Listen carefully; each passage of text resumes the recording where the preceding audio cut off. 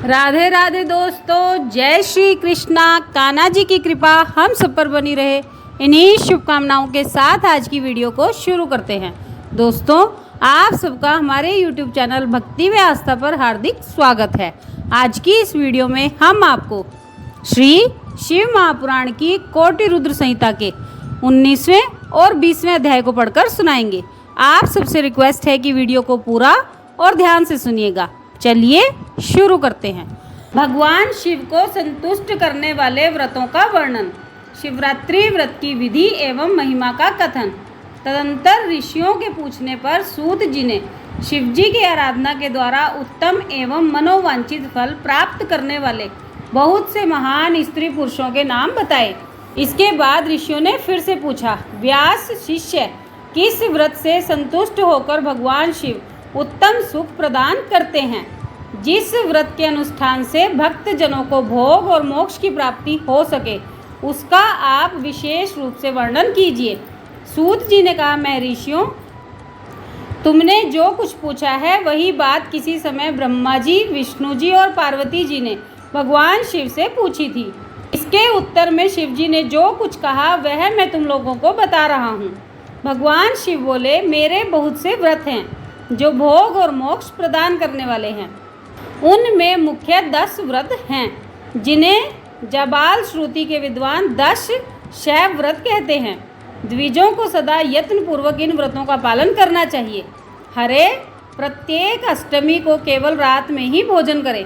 विशेषतः कृष्ण पक्ष की अष्टमी को भोजन का सर्वथा त्याग कर दे।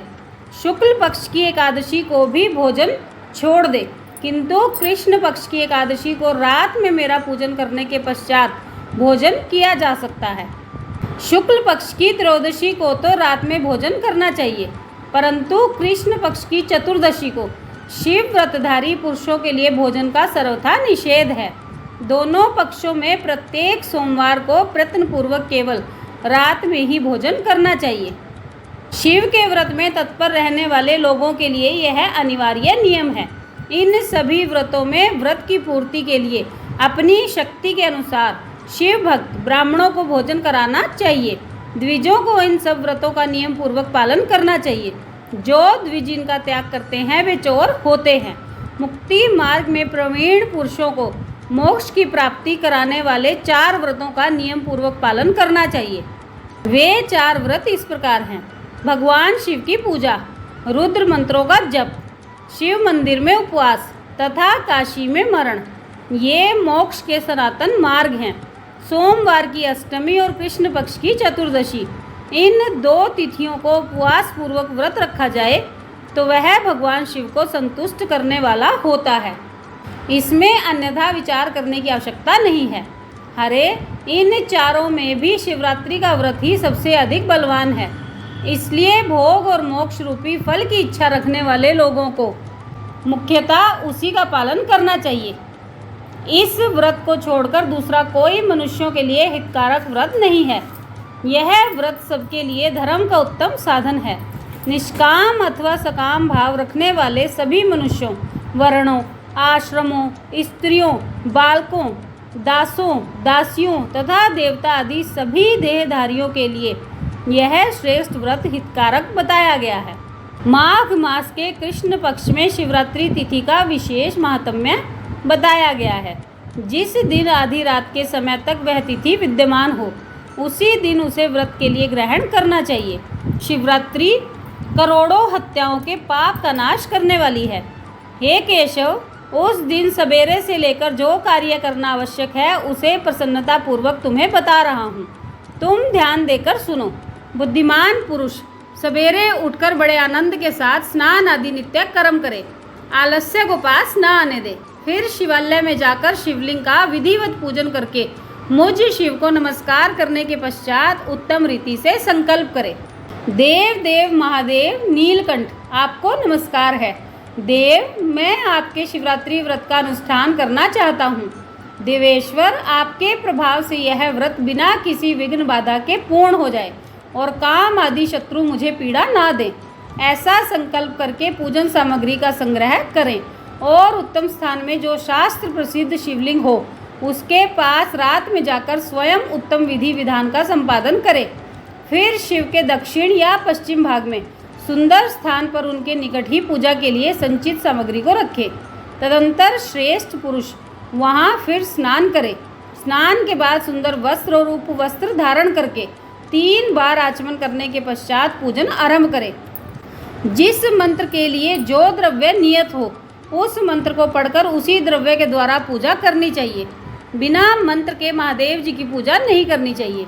गीत वाद्य नृत्य आदि के साथ भक्ति भाव से संपन्न हो रात्रि के प्रथम प्रहर में पूजन करके विद्वान पुरुष मंत्र का जप करे। यदि मंत्रज्ञ पुरुष उस समय श्रेष्ठ पार्थिव लिंग का निर्माण करे तो नित्य कर्म करने के पश्चात पार्थिव लिंग का ही पूजन करे। पहले पार्थिव बनाकर पीछे उसकी विधिवत स्थापना करे। फिर पूजन के पश्चात नाना प्रकार के स्तोत्रों के द्वारा भगवान ऋषभध्वज को संतुष्ट करे। बुद्धिमान पुरुष को चाहिए कि उस समय शिवरात्रि व्रत के महात्म्य का पाठ करे। श्रेष्ठ भक्त अपने व्रत की पूर्ति के लिए उस महात्म्य को श्रद्धापूर्वक सुने। रात्रि के चारों प्रहरों में 4 पार्थिव लिंगों का निर्माण करके आवाहन से लेकर विसर्जन तक क्रमशः उनकी पूजा करे और बड़े उत्सव के साथ प्रसन्नता पूर्वक जागरण करे। प्रातः काल स्नान करके पुनः वहाँ पार्थिव शिव का स्थापन और पूजन करें।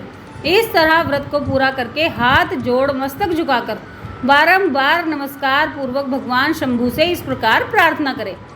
प्रार्थना एवं विसर्जन।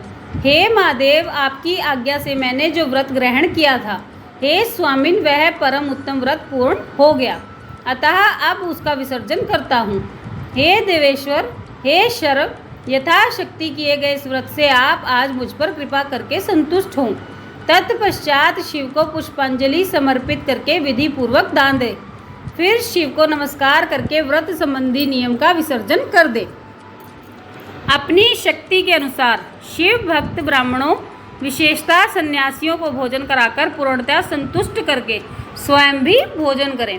हरे, शिवरात्रि को प्रत्येक प्रहर में श्रेष्ठ शिव भक्तों को जिस प्रकार विशेष पूजा करनी चाहिए उसे मैं बताता हूँ, ध्यान पूर्वक सुनो।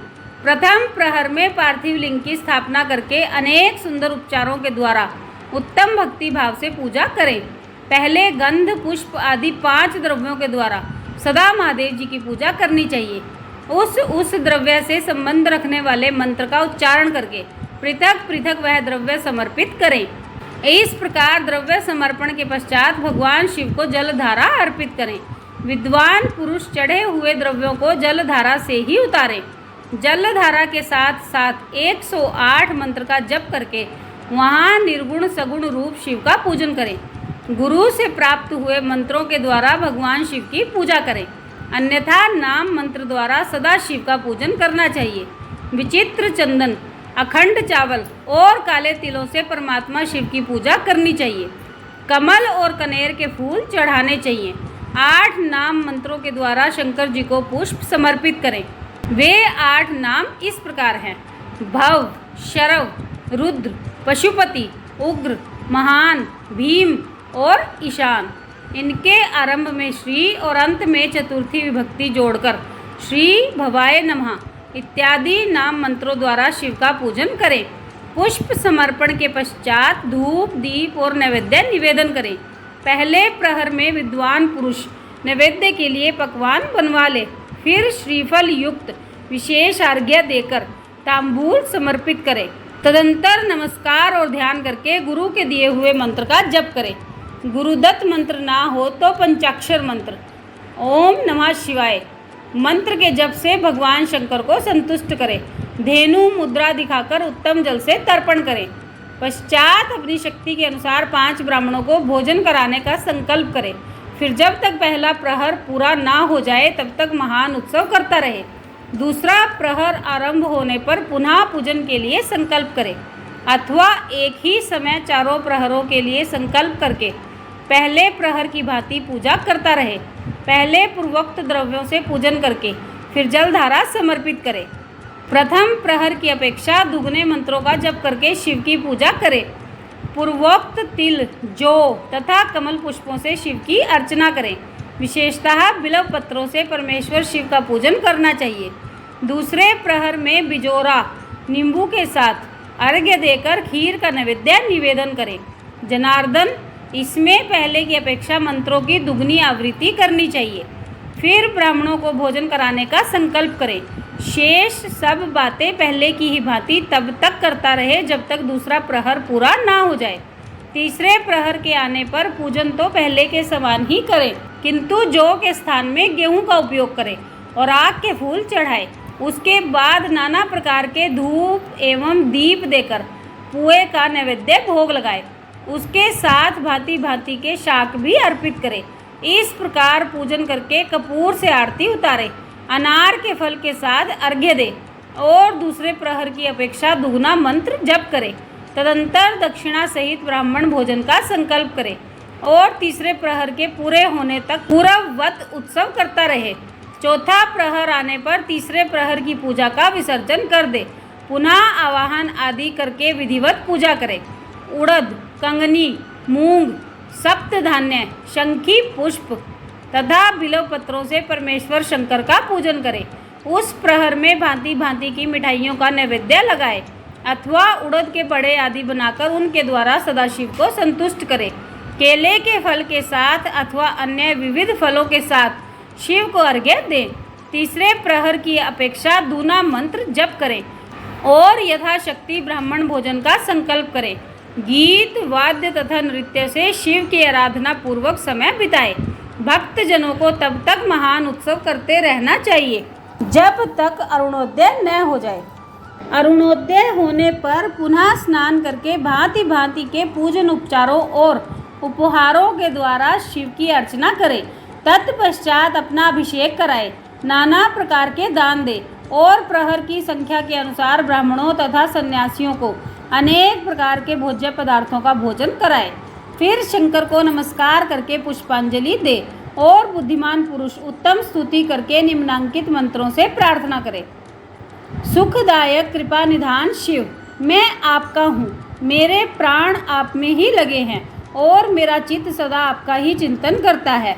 यह जानकर आप जैसा उचित समझें वैसा करें। हे भूतनाथ, मैंने जानकर या अनजाने में जो जप और पूजन आदि किया है उसे समझकर दया सागर होने के नाते ही आप मुझ पर प्रसन्न हो। उस उपवास व्रत से जो फल हुआ हो उसी से सुखदायक भगवान शंकर मुझ पर प्रसन्न हो। हे महादेव, मेरे कुल में सदा आपका भजन होता रहे। जहाँ के आप इष्ट देवता ना हो उस कुल में मेरा कभी जन्म ना हो। इस प्रकार प्रार्थना करने के पश्चात भगवान शिव को पुष्पांजलि समर्पित करके ब्राह्मणों से तिलक और आशीर्वाद ग्रहण करें। तदंतर शंभु का विसर्जन कर दें। जिसने इस प्रकार व्रत किया हो उससे मैं दूर नहीं रहता। इस व्रत के फल का वर्णन नहीं किया जा सकता। मेरे पास ऐसी कोई वस्तु नहीं है जिसे शिवरात्रि व्रत करने वाले के लिए मैं दे न डालूं। जिसके द्वारा अनायास ही इस व्रत का पालन हो गया उसके लिए भी अवश्य ही मुक्ति का बीज बो दिया गया। मनुष्यों को प्रतिमास भक्ति पूर्वक शिवरात्रि का व्रत करना चाहिए। तत्पश्चात इसका उद्यापन करके मनुष्य सांगोपांग फल लाभ करता है। इस व्रत का पालन करने में मैं शिव निश्चय ही उपासक के समस्त दुखों का नाश कर देता हूँ और उसे भोग मोक्ष आदि संपूर्ण मनोवांछित फल प्रदान करता हूँ। सूत जी कहते हैं, मैं ऋषियों, भगवान शिव का यह अत्यंत हितकारक और अद्भुत वचन सुनकर श्री विष्णु अपने धाम को लौट आए। उसके बाद इस उत्तम व्रत का अपना हित चाहने वाले लोगों में प्रचार हुआ। किसी समय केशव ने नारद जी से भोग और मोक्ष देने वाले इस दिव्य शिवरात्रि व्रत का वर्णन किया था। ये था 19वां अध्याय। अब 20वां अध्याय सुनिए। शिवरात्रि व्रत के उद्यापन की विधि। ऋषि बोले, सूत जी, अब हमें शिवरात्रि व्रत के उद्यापन की विधि भी बताइए, जिसका अनुष्ठान करने से साक्षात भगवान शंकर निश्चय ही प्रसन्न होते हैं। सूत जी ने कहा, ऋषियों, तुम लोग भक्ति भाव से आदर पूर्वक शिवरात्रि के उद्यापन की विधि को सुनो, जिसका अनुष्ठान करने से वह व्रत अवश्य ही पूर्ण फल देने वाला होता है। लगातार 14 वर्षों तक शिवरात्रि के शुभ व्रत का पालन करना चाहिए। त्रयोदशी को एक समय भोजन करके चतुर्दशी को पूरा उपवास करना चाहिए। शिवरात्रि के दिन नित्य कर्म संपन्न करके शिवालय में जाकर विधि पूर्वक शिव का पूजन करें। तत्पश्चात वहाँ यत्न पूर्वक एक दिव्य मंडल बनवावे, जो तीनों लोकों में गौरी तिलक नाम से प्रसिद्ध है। उसके मध्य भाग में दिव्य लिंग तो भद्र मंडल की रचना करे अथवा मंडप के भीतर सर्वतो भद्र मंडल का निर्माण करे। वहाँ प्राजापत्य नामक कलशों की स्थापना करनी चाहिए। वे शुभ कलश वस्त्र, फल और दक्षिणा के साथ होने चाहिए। उन सबको मंडप के पार्श्व भाग में यत्न पूर्वक स्थापित करें। मंडप के मध्य भाग में एक सोने का अथवा दूसरी धातु, तांबे आदि का बना हुआ कलश स्थापित करें। व्रती पुरुष उस कलश पर पार्वती सहित शिव की सुवर्णमयी प्रतिमा बनाकर रखें। वह प्रतिमा एक पल अर्थात 1 तोले अथवा आधे तोले सोने की होनी चाहिए, या जैसी अपनी शक्ति हो उसके अनुसार प्रतिमा बनवा लें। वाम भाग में पार्वती जी और दक्षिण भाग में शिव की प्रतिमा स्थापित करके रात्रि में उनका पूजन करें। आलस्य छोड़कर पूजन का काम करना चाहिए। उस कार्य में 4 ऋत्विजों के साथ एक पवित्र आचार्य का वर्ण करें और उन सब की आज्ञा लेकर भक्ति पूर्वक शिव की पूजा करें। रात को प्रत्येक प्रहर में पृथक पृथक पूजा करते हुए जागरण करें। व्रती पुरुष भगवत संबंधी कीर्तन, गीत एवं नृत्य आदि के द्वारा सारी रात बिताए। इस प्रकार विधिवत पूजन पूर्वक भगवान शिव को संतुष्ट करके प्रातःकाल पुनः पूजन करने के पश्चात सविधि होम करे। फिर यथाशक्ति प्रजापात्य विधान करे। फिर ब्राह्मणों को भक्ति पूर्वक भोजन कराए और यथाशक्ति दान दे। इसके बाद वस्त्र, अलंकार तथा आभूषणों के द्वारा पत्नी सहित ऋत्विजों को अलंकृत करके उन्हें विधि पूर्वक पृथक पृथक दान दे। फिर आवश्यक सामग्रियों से युक्त बछड़े सहित गो का आचार्य को यह कहकर विधि पूर्वक दान दे कि इस दान से भगवान शिव मुझ पर प्रसन्न हो। तत्पश्चात कलश सहित उस मूर्ति को वस्त्र के साथ वृषभ की पीठ पर रखकर संपूर्ण अलंकारों सहित उसे आचार्य को अर्पित कर दे।